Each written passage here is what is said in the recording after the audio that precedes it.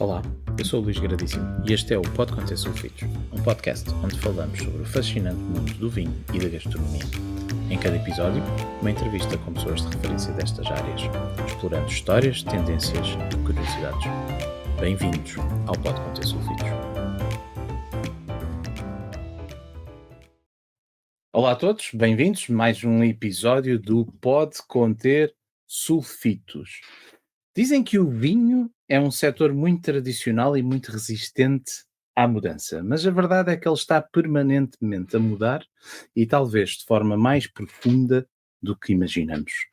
Uma nova legislação permite agora a desalcoolização parcial ou total dos vinhos, o que levanta algumas perguntas fundamentais como o que é afinal vinho? Onde é que acaba a inovação e começa a descaracterização? Haverá espaço para estes vinhos com menos álcool ou mesmo sem álcool?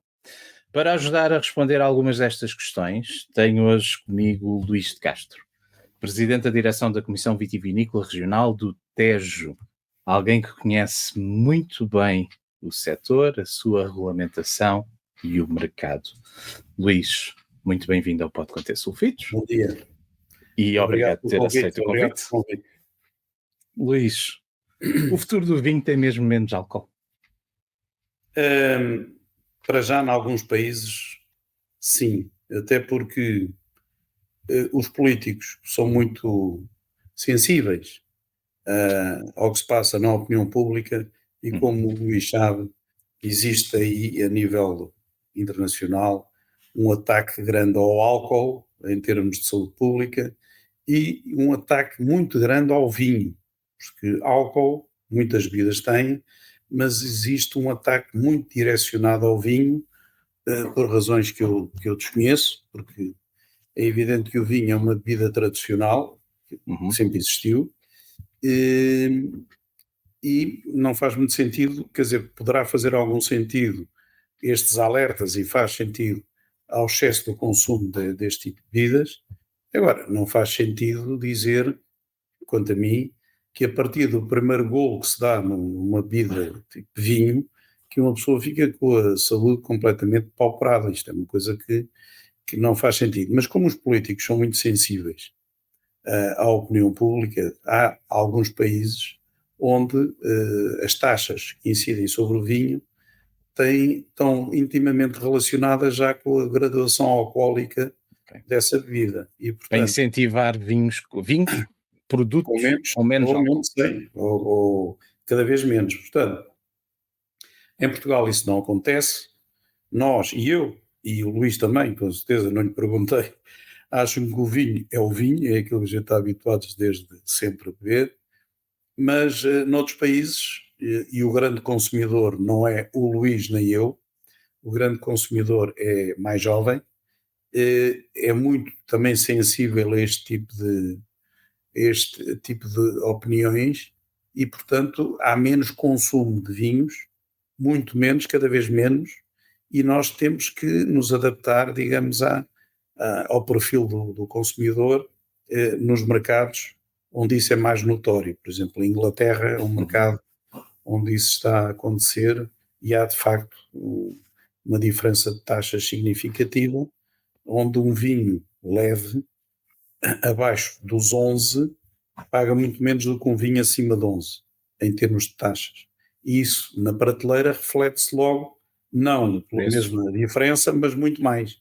Porque, como sabe, o cálculo dos vinhos no final, na prateleira, não é feito de uma forma complexa, não é propriamente se aumenta uma libra, digamos, o custo da taxa nessa garrafa, na prateleira o aumento se calhar são 2 ou 3. E, portanto, isso... É tudo menos linear, a formulação dos Exatamente, preços. exatamente.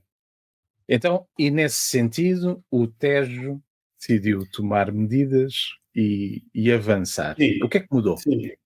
Não, o Tejo não foi assim à última da hora que tomou essas medidas. Nós já começámos a pensar nisso há mais de um ano. Temos vindo a falar aqui em Conselho Geral, a nível também da direção, em primeiro lugar, e temos debatido com os técnicos essa questão.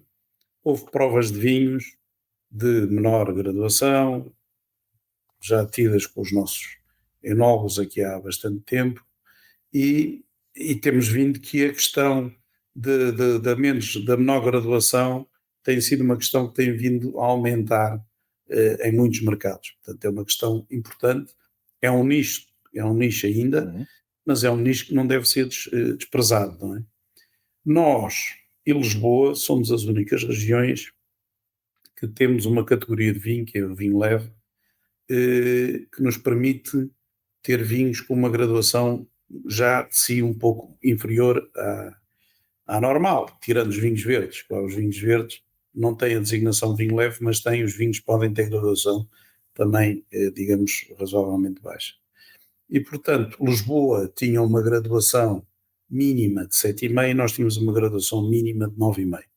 Portanto, achámos que não fazia sentido se temos essa possibilidade, ter essa categoria, assim como Lisboa, ter uma graduação mínima diferente da de Lisboa, e daí já se ter pensado já há muito tempo na questão do vinho leve, baixarmos a graduação para Uhum. 7,5. Simplesmente, o vinho leve é vinho, portanto, significa que a porcentagem de açúcar à entrada da adega, em vez de ser 14, é 9, ou 8, ou Em termos de até grau 7,5. provável Pronto, de álcool. exatamente. Uhum. E à saída a mesma coisa. Agora, abaixo disso, a única forma é desalcoolizar, não é?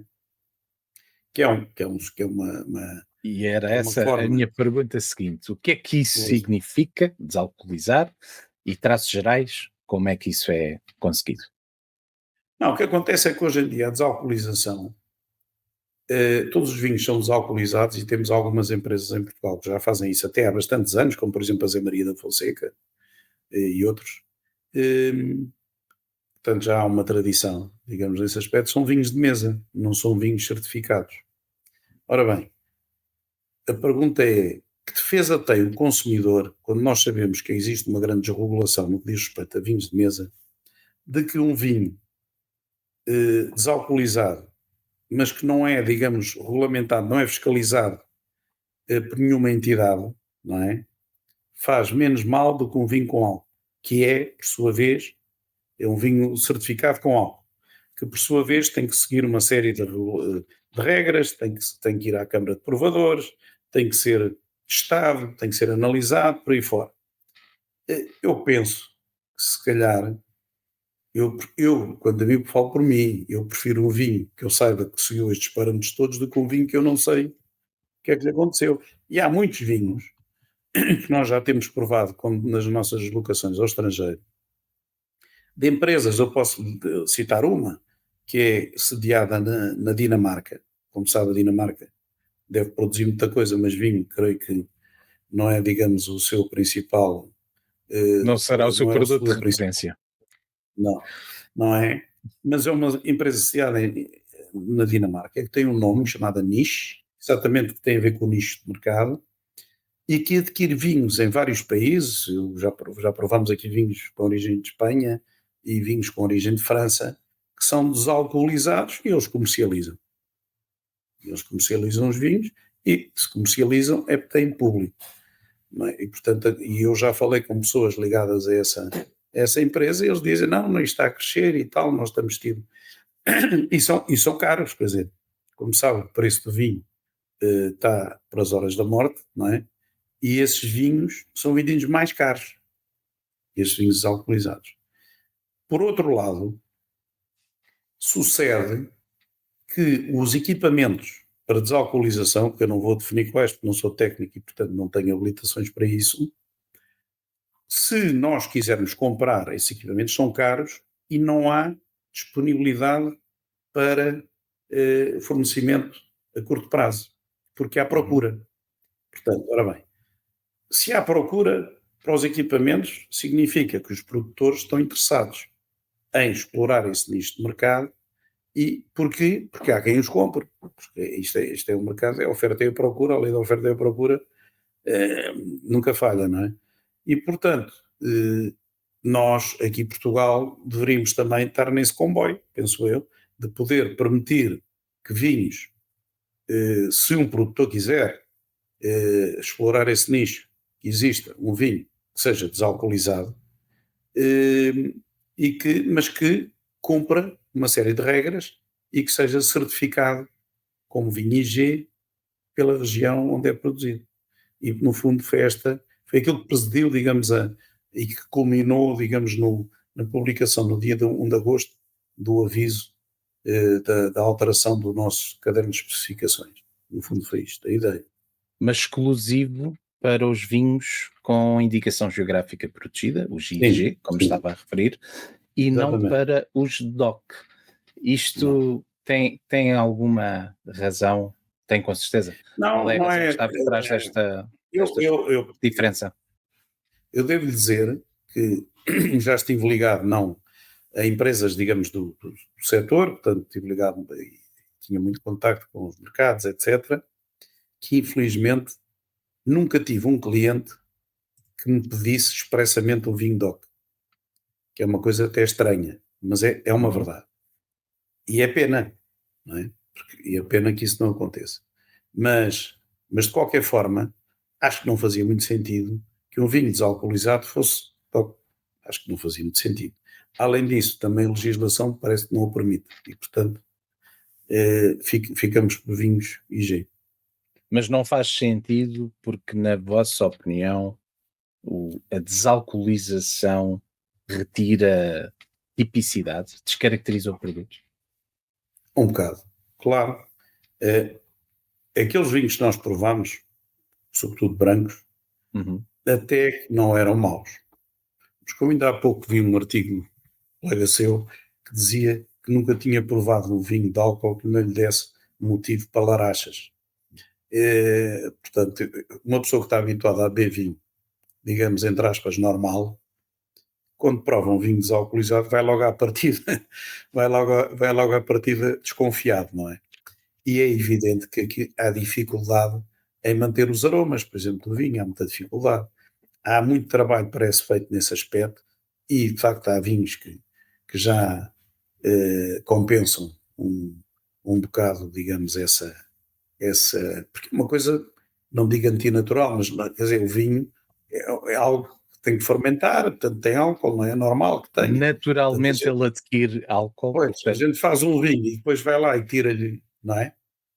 Parte da estamos a substância. descaracterizar o produto. Portanto, não é necessariamente uma inovação tecnológica, embora isto se consiga à base de Não. tecnologia, mas já é se calhar mais uma ruptura com aquilo que é a essência, que é ter álcool, Sim, é um bocado uma ruptura que tem origem numa demanda, numa ainda procura. nicho, mas de uma demanda, pois exatamente, E tem acreditam origem, mesmo, isto agora assim como acontece que antigamente havia muita gente que dizia vinho branco não é vinho, lembra-se é disso, não é? verdade, é verdade, ainda apanhei muito. E agora o vinho branco, há mais vinho branco, pede-se mais vinho branco do que tinto, portanto, enfim, há tendências.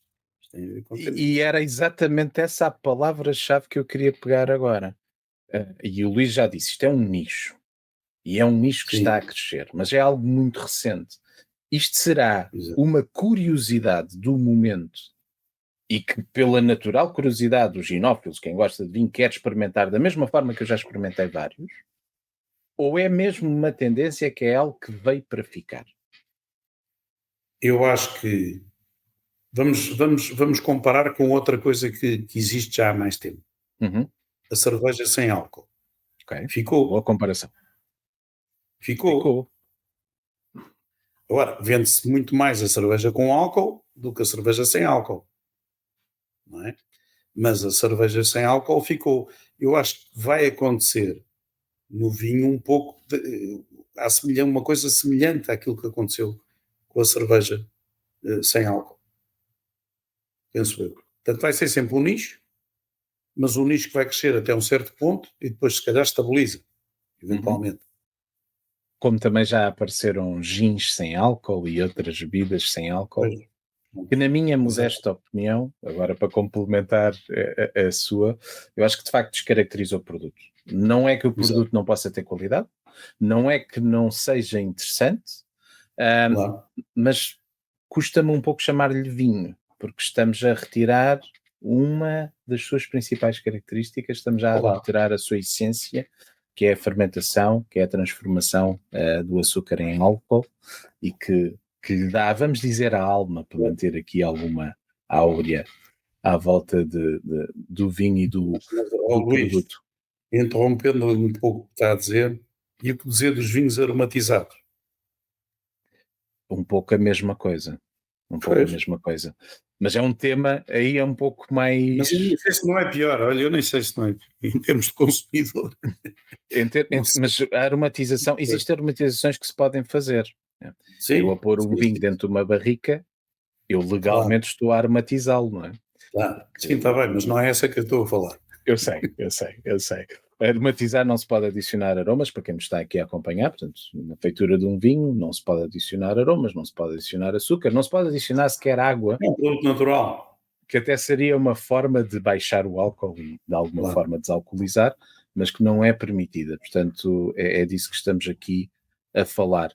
Ahm, mas poderemos chamar-lhe vinho, a estes vinhos sem álcool, ou seja, esta alteração da legislação, no Pode, fundo, o que permite é pode. isto, é dar enquadramento legal e passarmos a chamar vinho.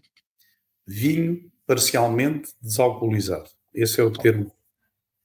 E qual Enquanto é o a vinho diferença entre o parcialmente desalcoolizado e o totalmente desalcoolizado? não é vinho, totalmente não é vinho. Ok. Não pode chamar vinho. Então tem que ficar sempre uma réstia de álcool, é isso? Tem que ficar 0,5 mínimo. No mínimo. E é esse o enquadramento que têm neste momento.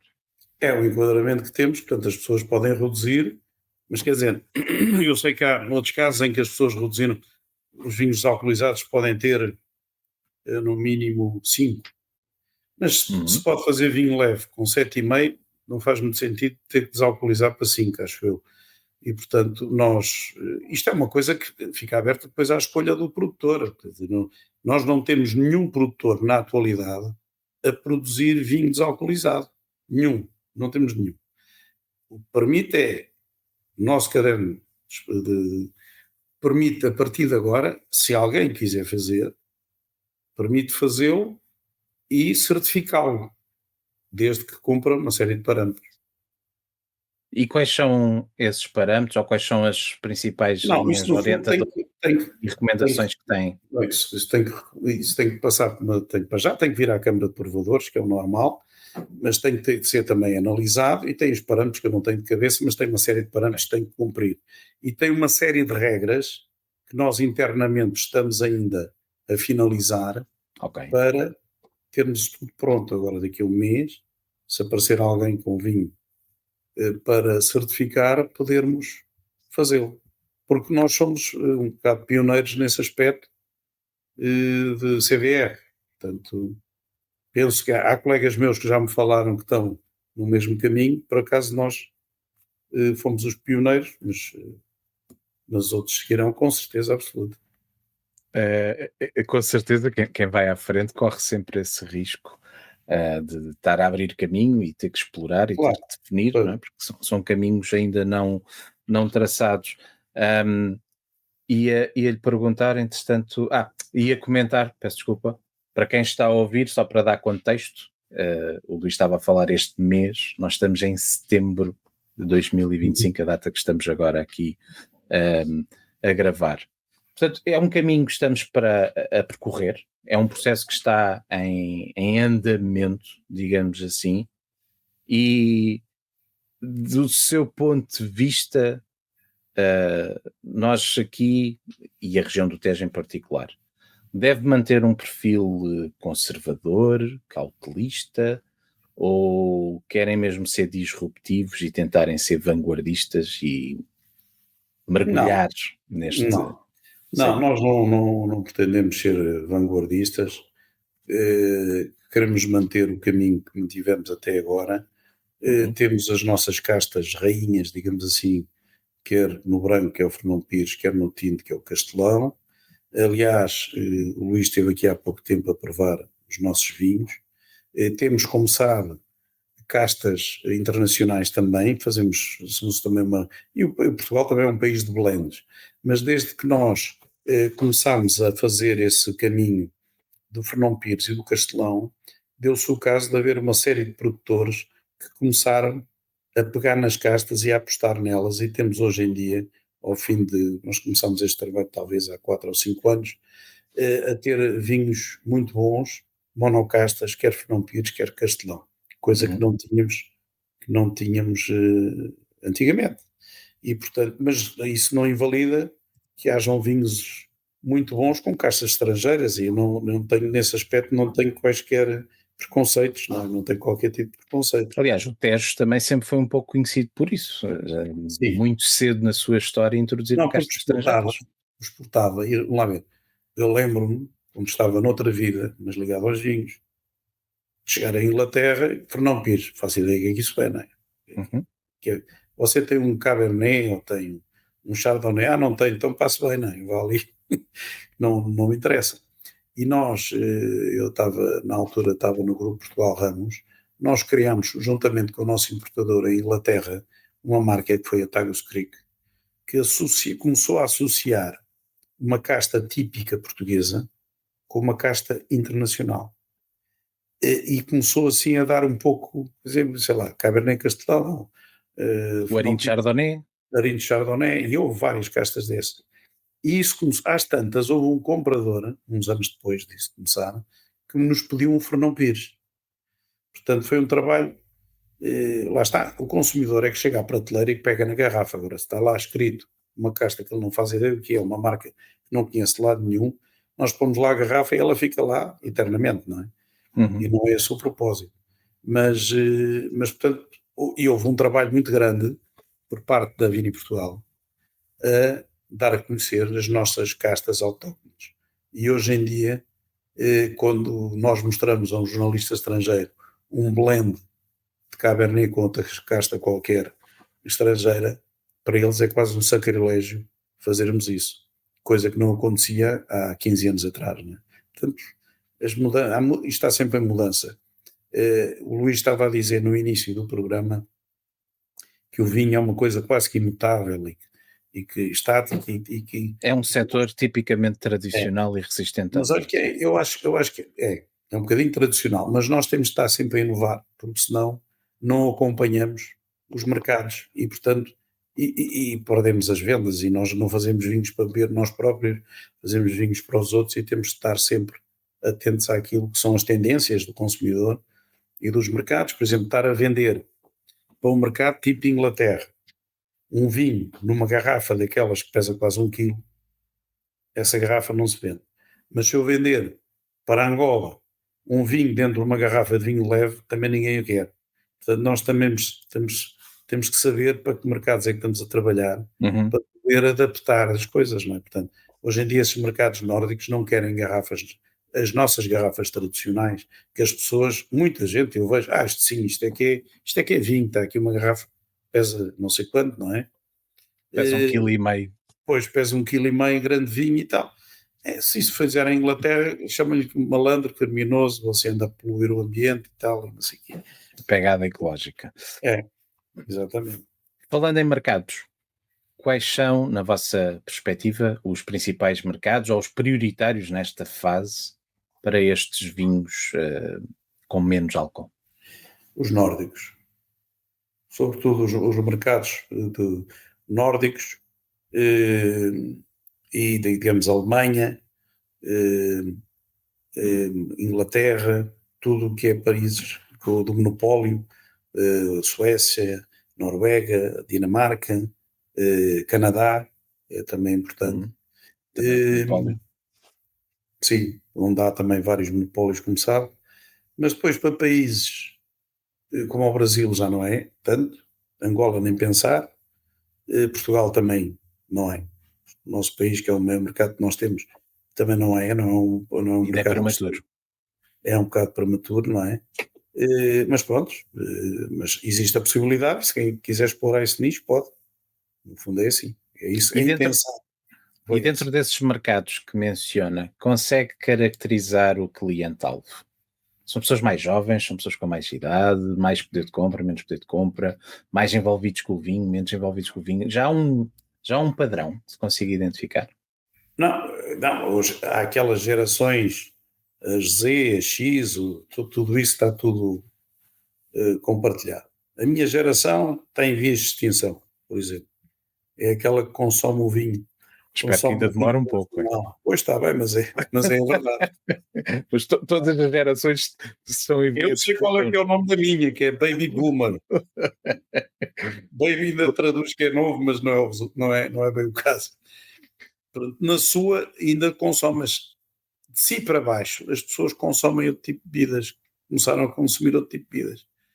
Como é que nós vamos conseguir, que essa é que é a pergunta de 10 milhões de dólares, como é que a gente vai conseguir que essas pessoas voltem ao vinho? Uhum. Essa é a grande dificuldade. E eu penso, por exemplo, até internamente, eh, nós começamos a ter esse problema. Em Espanha, por exemplo, Espanha era um país onde se consumia imenso vinho, antigamente, não é um país produtor, o segundo ou terceiro maior país produtor de vinho no mundo, etc.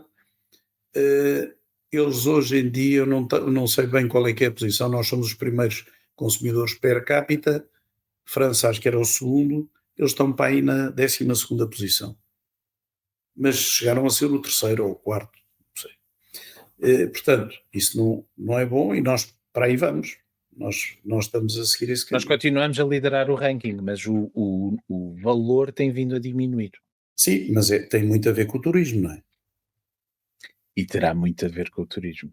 Tem muito a ver com o turismo. E repare, pegam no, pegam no consumo global, que é feito dentro do país, também existe empresas portuguesas que compram vinho cá e que exportam, mas esse vinho fica, acho eu, adicionado a esses números, e depois dividem por número de habitantes, não é? Sim, Aliás, per capita, não é? o país, diz um amigo meu com muita graça, o país com maior consumo per capita não é Portugal, é o Vaticano, que são todos adultos e homens. Não sei se é verdade, mas é provável. É provável, é provável. O que é que não é? O consumo é curto, tudo somado dá pouca coisa. Mas o que é que acontece? É uma coisa que nós falamos um bocado entre CDRs, estamos todos Uhum, preocupados com isso, não é? claro. Eh, Aliás, é um dos grandes desafios do momento para o setor Pois. Mas e a aqui nível falando, internacional, não é? falando no mercado interno, é Uhum. difícil, mas o Luís, ah, com o que frequenta a restauração, vê as diferenças abissais que há entre preços de prateleira para o mesmo vinho quando está no restaurante. Eu, na semana passada, recebi um telefonema de um grande produtor aqui do Tejo, que não vou mencionar, a dizer: imagino que eu hoje estive a almoçar aqui no restaurante, foi aqui até na região, e um vinho meu, da empresa, que eu vendo abaixo de 3 euros, no restaurante era vendido por 18. Ora bem, eu também compreendo um jovem que vai a um restaurante, eh, são 3 ou 4, e chegam lá e a garrafa custa 20 e tal euros, ele decide beber outra bebida que sai mais barata, não é? Que pesa no orçamento deles. Se houvesse uma forma qualquer também de regular melhor, digamos, esse lucro, não faz sentido, quer dizer, 3 para 18, não faz sentido. E depois o argumento é que perdem dinheiro na comida. Uma pessoa perde dinheiro na comida, o melhor é dedicar-se a outro negócio, não abre um Se, restaurante. se perde dinheiro na comida, a restauração não é o melhor negócio, sem Pois dúvida. não. Portanto, tem que mudar de negócio, não é? Tem que ir vender outra coisa qualquer. Isso não é bom.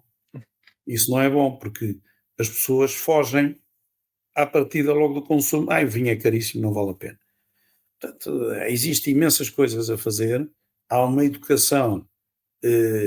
Há uma educação. Salazar tinha uma frase que toda a gente sabe que é: beber vinho é dar de comer a 1 milhão de portugueses. Mas é uma verdade, quer dizer, o vinho é uma atividade que permite viver uma data de gente.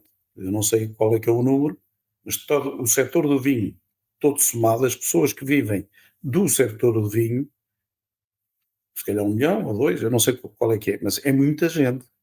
Ora bem, é preocupante que este setor esteja, eh, esteja no fundo a sofrer esse problema, não é? De diminuição de consumo pela geração que agora está a consumir, que entrou no consumo desse tipo de bebidas, que atingiu a maioridade, digamos assim, tem 18 ou mais anos e que Uhum. tem menos de 35, por exemplo, entre os 18 e os 30. Toda essa gente bebe muito menos vinho do que no meu tempo, quando eu tinha 18 ou 19 ou 20. Isso não é bom, isso não é bom porque não dá grandes perspectivas, não é?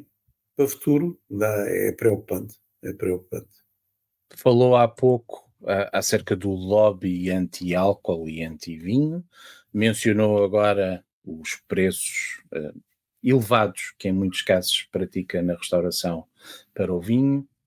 Estes são, no seu entender, os principais fatores que estão a levar a este menor consumo de vinho ou há mais aqui em jogo?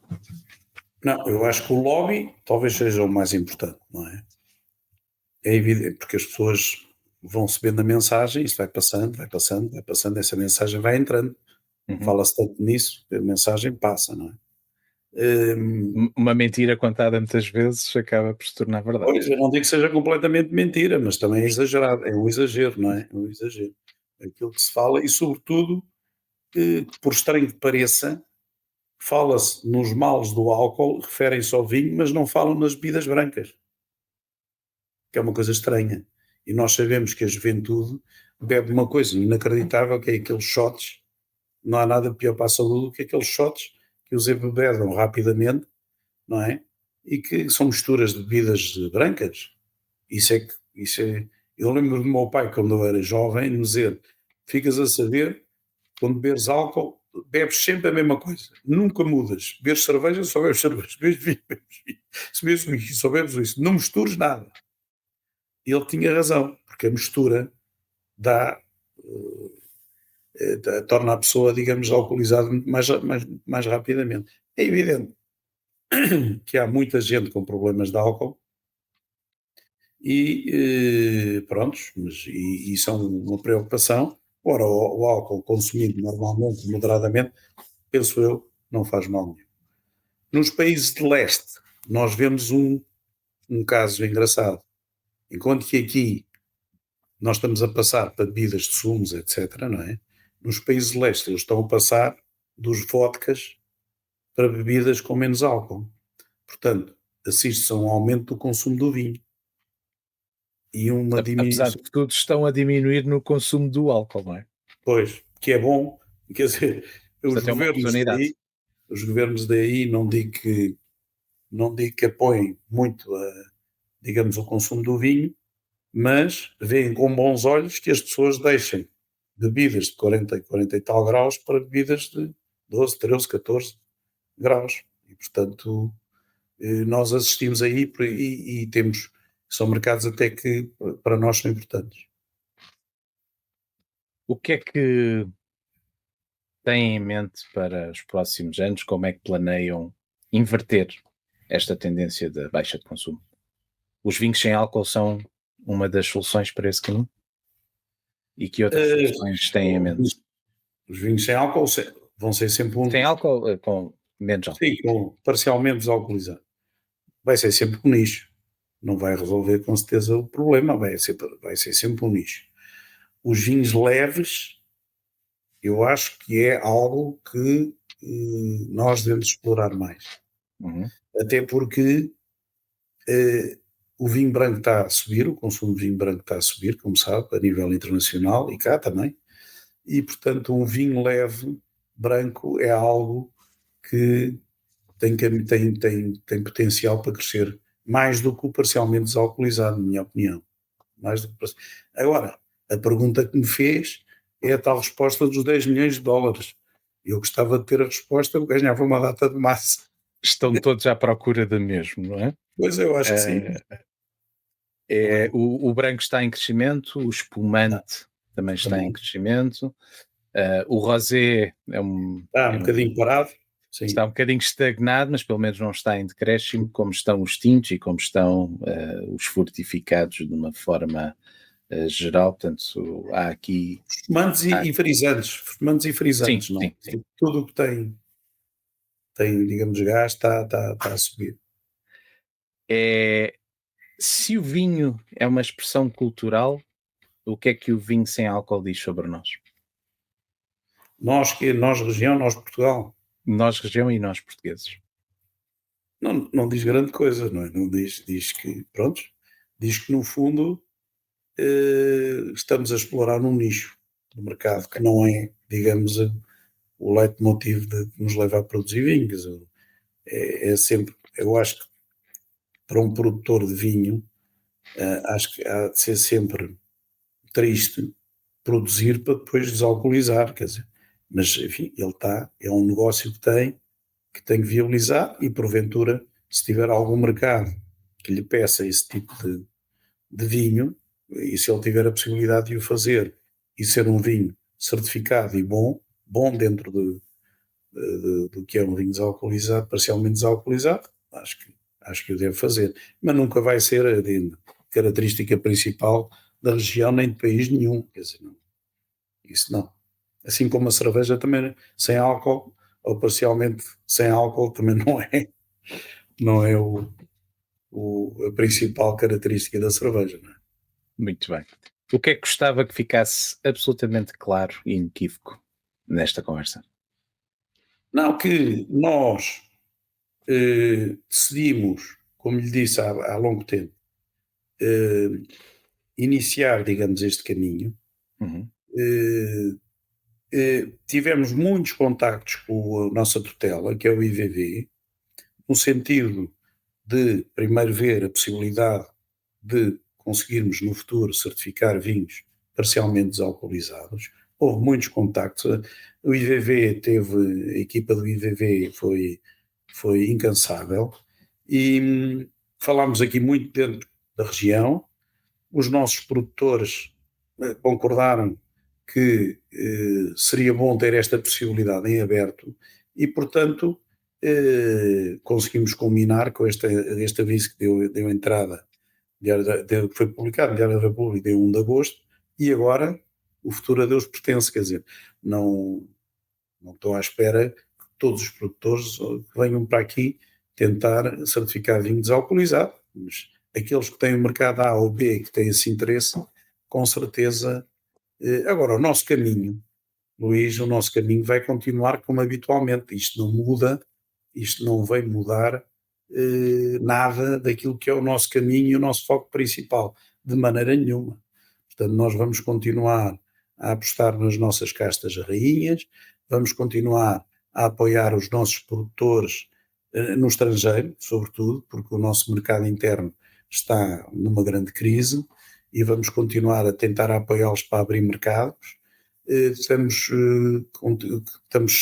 sempre a tentar candidatar-nos a projetos de apoio à promoção que têm surgido, não sei até quando é que vão continuar a surgir, mas são importantes e imprescindíveis para ajudar os nossos produtores a abrir mercados e vamos continuar como até agora, sempre com o nosso caminho a lutar no dia a dia e fazendo eventos em Portugal e no estrangeiro, como temos um calendário bastante ocupado, sobretudo a partir agora este mês de setembro, outubro, novembro e início de dezembro, depois recomeça o circo, digamos, em fevereiro, março, abril, maio, junho, prontos, em eventos na Europa, vários eventos na Europa e no estrangeiro. Vamos andar por aí a tentar colocar o vinho em novos mercados também.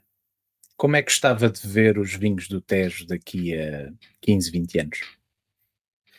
Olha, eu acho que esta questão que temos vindo, toda a gente fala, das alterações climáticas, Uhum. está, de facto, a atingir o nosso país, não é? E sobretudo regiões que não têm água própria, que grande parte das nossas regiões tem algumas dificuldades em ter água, portanto, essas podem vir a ser mais afetadas. A nossa região eh, tem água, felizmente, tem água e, portanto, acho que é das regiões que permite, não é a única, como é evidente, que pode ter condições para enfrentar melhor aquilo que vai acontecer. Daqui a 15 anos, eu não sei, mas essas alterações climáticas podem vir, de facto, a modificar um bocado o que são hoje em dia as regiões vitivinícolas portuguesas. penso eu, pode acontecer, que este aumento, digamos, de calor, diminuição de umidades, etc., pode vir a alterar um bocado aquilo que é, hoje em dia, o nosso mundo vitivinícola, não é? Eu Seguramente gostava que sim. pois, eu gostava que o Tejo continuasse a crescer como tem vindo a fazer até agora, lenta mas solidamente, eh, e que conseguisse ter novos mercados, que estivessem bem solidificados também, para permitir a toda a gente, toda a gente que vive desta atividade, manter-se dentro dela. Isso acho que era importante, porque há muita gente ligada a esta atividade e vive dela aqui dentro da região. Isso eu gostaria que acontecesse. Uma mensagem que queira passar aos produtores da região que se estejam a pensar iniciar neste segmento dos vinhos com menos álcool. Não, que nós estamos aqui para prestar o apoio que for necessário, que não é, digamos, o nosso main objetivo, digamos assim, mas que estamos aqui para prestar e também eh, gostaria, já noutro aspecto, eu gostaria de falar um pouco sobre aquilo que tem sido uma questão que tem sido levantada e que é uma preocupação também da CBR e da Andovi. Eu não vou falar aqui pela Andovi porque não tenho, não devo fazer isso, mas há uma grande preocupação que tem a ver com a invasão, entre aspas, de vinho de mesa e com a baixa de preços e com o excesso de produção existente em algumas regiões. Tudo isso não ajuda, digamos, o nosso setor. Tudo isso também é uma preocupação da tutela. Eu sei que o Ministro da Agricultura, o Secretário de Estado e sobretudo o IVV têm uma grande preocupação nesse aspecto, e eu penso que se há excesso de vinho, a maneira de resolver não é queimá-lo, mas é tentar arranjar novos mercados para o poder colocar. E esta perspectiva, digamos, da abertura da possibilidade de certificar vinhos não desalcoolizados, mas parcialmente desalcoolizados, vem nesse sentido, vem no sentido de podermos estar na primeira linha para poder preencher espaços que são solicitados e que não têm, são solicitados por clientes, sobretudo internacionais, e que não têm agora resposta. É isso. Falar em clientes e em particular os potenciais clientes destes vinhos desalcoolizados, o que é que gostaria de lhes dizer? Não, acho que os clientes, são clientes internacionais, portanto não nos vão ouvir, mas não interessa. Mas nós temos todas as condições para ter vinhos também parcialmente desalcoolizados com boa qualidade, isso temos. E, portanto, sobretudo no que diz respeito aos brancos. E, portanto, eles pode ser uma boa surpresa. Vem o Fernão Pires como uma casta de excelência para a produção destes vinhos? Sim, eu acho que sim. Acho que sim. Aliás, já há vinhos de. Pouca gente sabe. Uma coisa que eu vou dizer, vou fazer passo para a publicidade, que a marca de vinhos certificada que mais se vende em Portugal é daqui do Tejo. Quase ninguém sabe. Mas é uma marca que se vende e que é quase o dobro da segunda marca, que é o Cacho Fresco, que é um vinho frisante, como sabe, feito 100% de Fernão Pires. E é uma marca que vende entre 7 a 8 milhões de garrafas por ano em Portugal, que é uma coisa extraordinária. Pouca gente fala nisto, e se calhar o Luís também não sabia, não sei se sabia, não faço ideia. Eu não sabia que era o maior, sei que é muito grande, a adega de Almeirim. É a maior de longe É não, maior. a marca em termos de vendas. Não E tinha esse é registro. um vinho, digamos já, de um grau não muito elevado, fácil de beber, agradável, não há nada a Muito dizer, acessível. muito acessível, pronto, portanto não há nada a dizer. Com base em Aliás, Fernão Pires. Aliás, fizemos Almeirim aqui, é quase o berço de Fernão Pires, embora ele esteja em sim, toda a região e noutras sim, regiões do país, não é? Mas é fala-se verdade. sempre muito de Almeirim como o berço do Fernão Pires. Mas é de facto uma casta. Eu estava-lhe a perguntar isto porque poucos exemplares que tenho conseguido provar de vinhos sem álcool, muitos deles, para não dizer quase todos, têm por base castas aromáticas. E o Fernão Pires também tem esse perfil, e nesse sentido parece-me que possa ser de facto uma solução. Pois, porque a desalcoolização já de si corta um bocado nos aromas, e portanto convém. Temos que pegar numa base grande, porque vamos retirar um pouco. E portanto o Fernão Pires poderá ser interessante nesse sentido. Luís, estamos a chegar ao fim, mas antes de terminar, vou-lhe pedir o mesmo que habitualmente peço a todos os meus convidados, que é umas palavras finais que queira dizer a quem nos está a ver e ouvir. Olha, então digo-lhe uma coisa muito simples, que é, eu estou há cerca de 10 anos aqui como presidente da região dos Vinhos do Tejo, que é uma região, como lhe digo, com características, agora vou dizer um palavrão fantástico, que me ensinou o José Maria Soares Franco há muitos anos, que é características edafoclimáticas. Fantásticas. Mas, e é verdade, mas o principal apoio que temos aqui são de facto as pessoas. Eu posso lhe dizer que nós trabalhamos, a equipa, portanto a CDR trabalha como uma equipa, eu faço parte dessa equipa e estou nesta posição, mas pertenço a uma equipa da CDR, mas a equipa não é só a CDR, é sim a região toda. As pessoas têm interesses diferentes, é claro, interesses comerciais diferentes, é evidente, há competição, digamos, nesse sentido, mas é tudo uma competição saudável e existe um relacionamento fantástico entre todos os agentes económicos e as pessoas em si. E, portanto, eu queria deixar aqui este apontamento importante, porque de facto tive a sorte de vir cair numa região onde isto acontece, não sei se nas outras, espero que também aconteça, mas que não os conheço tão bem como esta. Esta é de facto, para mim, a característica mais relevante desta região, a qualidade das suas pessoas. É isto. Usando um clichê que parece-me que aqui se aplica, normalmente sozinhos vamos mais rápido, mas em conjunto é que se vai mais longe. Exatamente. Penso que seja esse o espírito da mensagem que estava a passar. Ninguém ganha. Ninguém faz tudo sozinho e ninguém ganha a guerra sozinho, e é bom essa união, é um excelente apelo. Deixo também o meu apelo para provarem e descobrirem a região do Tejo, uma região que tem surpreendido, que tem tido sempre o seu lado de inovação e de irreverência, castas internacionais, as colheitas tardias, os frisantes, os vinhos leves. É uma região, de facto, com muita diversidade, com muitas castas. É verdade que temos as duas, vou-lhe chamar nobres, não sei, Luís, se me permite a expressão, Fernão Pires e o Castelão, mas há muito para descobrir no Tejo. Sim.